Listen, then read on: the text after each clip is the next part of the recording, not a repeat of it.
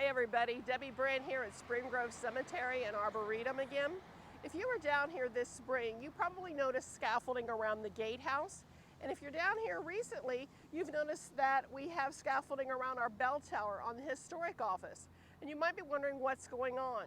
Well, these two buildings were built in 1863, which makes them almost 160 years old. And just like you have to maintain your home with repairs, we have to maintain our buildings down here. We're doing normal maintenance on buildings as needed, and so this spring we just had the gatehouse roof repaired and it was re-roofed. Currently they're working on the bell tower. It was discovered that there was water damage from exposure to the elements because that tower is open, so rain and snow get in there. They're replacing wood, metal, and doing roof repairs. It's expected to be finished by the beginning or mid-October.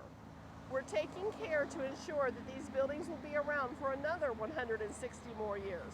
We hope to see you soon down here enjoying our newly refurbished buildings.